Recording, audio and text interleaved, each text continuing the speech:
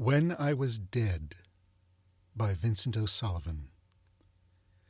And yet my heart will not confess he owes the malady that doth my life besiege. All's well that ends well. That was the worst of Ravenel Hall. The passages were long and gloomy, the rooms were musty and dull, even the pictures were sombre and their subjects dire.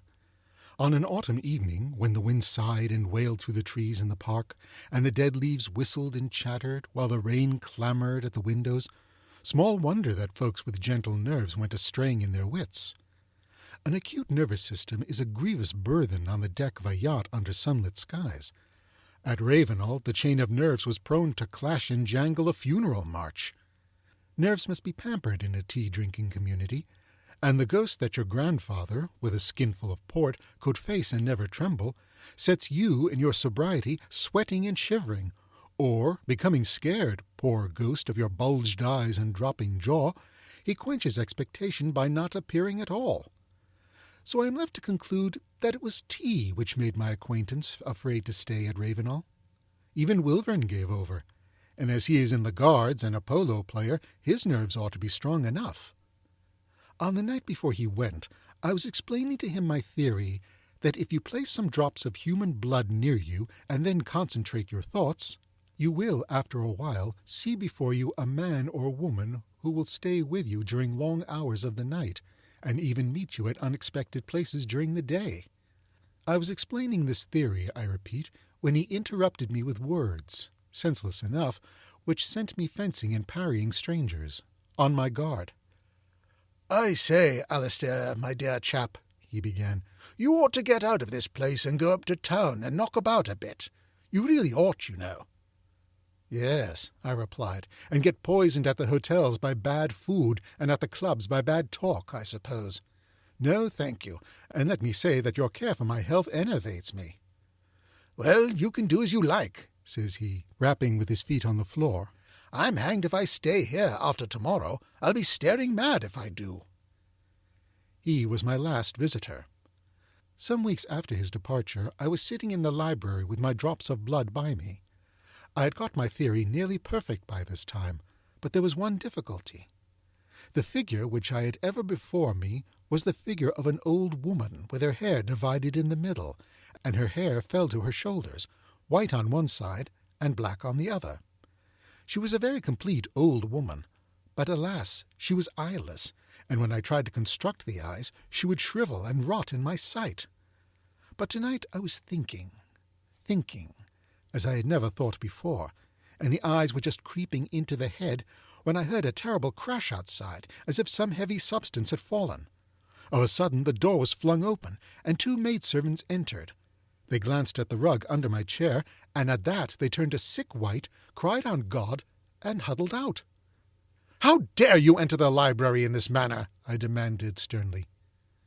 No answer came back from them, so I started in pursuit. I found all the servants in the house gathered in a knot at the end of the passage. "Mrs. Pebble," I said smartly to the housekeeper, "I want those two women discharged tomorrow. It's an outrage. You ought to be more careful." But she was not attending to me. Her face was distorted with terror. Ah, dear, she went. "We had better all go to the library together," says she to the others. "Am I master of my own house, Mrs. Pebble?" I inquired, bringing my knuckles down with a bang on the table. None of them seemed to see me or hear me. I might as well have been shrieking in a desert. I followed them down the passage and forbade them to enter the library. But they trooped past me and stood with a clutter round the hearthrug. Then 3 or 4 of them began dragging out and lifting, as if they were lifting a helpless body, and stumbled with their imaginary burthen over to a sofa. Old Soames the butler stood near. "Poor young gentleman," he said with a sob. "I've knowed him since he was a baby, and to think of him being dead like this, and so young too." I crossed the room. "What's all this, Soames?" I cried, shaking him roughly by the shoulders. "I'm not dead. I'm here. As he did not stir, I got a little scared. "Soames, old friend," I called, "don't you know me? Don't you know the little boy you used to play with? Say I'm not dead, Soames. Please, Soames." He stooped down and kissed the sofa. "I think one of the men ought to ride over to the village for the doctor, Mr. Soames," said Mrs. Pebble, and he shuffled out to give the order. Now this doctor was an ignorant dog, whom I had been forced to exclude from the house because he went about proclaiming his belief in a saving God, at the same time that he proclaimed himself a man of science. He, I was resolved, should never cross my threshold, and I followed Mrs. Pebble through the house, screaming out prohibition. But I did not catch even a groan from her, not a nod of the head, nor a cast of the eye, to show that she had heard. I met the doctor at the door of the library. "Well," I sneered, throwing my hand in his face, "have you come to teach me some new prayers?" He brushed by me as if he had not felt the blow, and knelt down by the sofa.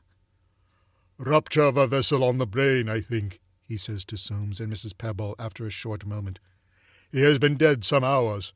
Poor fellow! You had better telegraph for his sister, and I will send up the undertaker to arrange the body." "You liar!" I yelled. "You whining liar! How have you the insolence to tell my servants that I am dead, when you see me here face to face?" He was far in the passage, with Soames and Mrs. Pebble at his heels ere I had ended, and not one of the three turned round. All that night I sat in the library. Strangely enough, I had no wish to sleep, nor during the time that followed had I any craving to eat. In the morning the men came, and although I ordered them out, they proceeded to minister about something I could not see. So all day I stayed in the library, or wandered about the house, and at night the men came again, bringing with them a coffin. Then, in my humour, thinking it shame that so fine a coffin should be empty, I lay the night in it, and slept a soft, dreamless sleep, the softest sleep I have ever slept. And when the men came the next day, I rested still, and the undertaker shaved me. A strange valet. On the evening after that, I was coming downstairs when I noted some luggage in the hall, and so learned that my sister had arrived. I had not seen this woman since her marriage, and I loathed her more than I loathed any creature in this ill-organized world. She was very beautiful, I think, tall and dark and straight as a ramrod, and she had an unruly passion for scandal and dress. I suppose the reason I disliked her so intensely was that she had a habit of making one aware of her presence when she was several yards off. At 9:30, my sister came down to the library in a very charming wrap, and I soon found that she was as insensible to my presence as the others. I trembled with rage to see her kneel down by the coffin, my coffin, but when she bent over to kiss the pillow, I threw away control. A knife which had been used to cut string was lying upon a table. I seized it and drove it into her neck. She fled from the room, screaming. "Come, come!" she cried, her voice quivering with anguish. "The corpse is bleeding from the nose!" Then I cursed her. On the evening of the third day, there was a heavy fall of snow. About 11 I observed that the house was filled with blacks and mutes and folk of the county, who came for the obsequies. I went into the library and sat still, and waited. Soon came the men, and they closed the lid of the coffin and bore it out on their shoulders. And yet I sat, feeling rather sadly that something of mine had been taken away. I could not quite think what. For half an hour, perhaps, dreaming, and then I glided to the hall door. There was no trace left of the funeral, but after a while I sighted a black thread winding slowly across the white plain. "I'm not dead," I moaned, and rubbed my face in the pure snow and tossed it on my neck and hair. "Sweet God, I am not dead!" End of When I Was Dead by Vincent O'Sullivan.